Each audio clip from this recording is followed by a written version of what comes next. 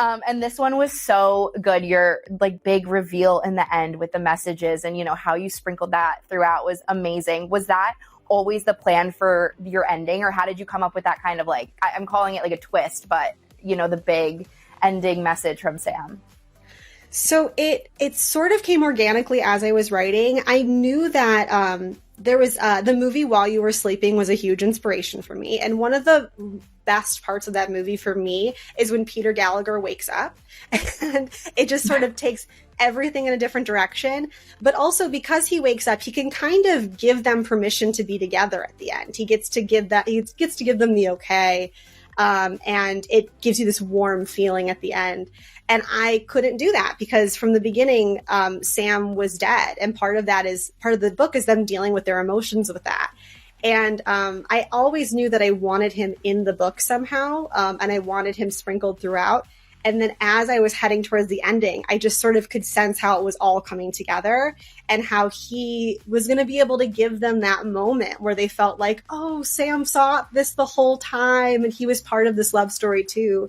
And I just wanted Sam to be a really good guy, and I wanted him to feel like a real person who has some things that are make him not a perfect person for Allison, but make him just like a really good friend and nice guy. And I feel like that was a good way to tie that all together. Definitely. And for Sam's parents, I wanted to give you your ode to While You Were Sleeping. So I did Sandra Bullock and Bill Pullman.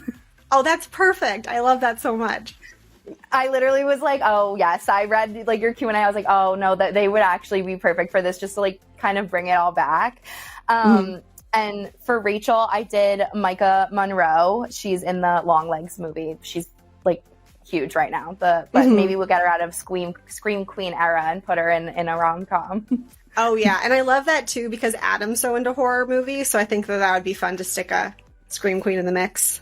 Exactly. And lastly, Russell, like I said, Russell was like hard for me because it's like I really wanted to do someone who you wouldn't expect to kind of be like that. So I said Josh Hutcherson, just because like you see Josh Hutcherson, you think of Peeta, like the nice man from the Hunger Games, like the sweet lover. And then like he comes in and is Russell. I think it would be so funny just to have him kind of like do that 180 casting wise.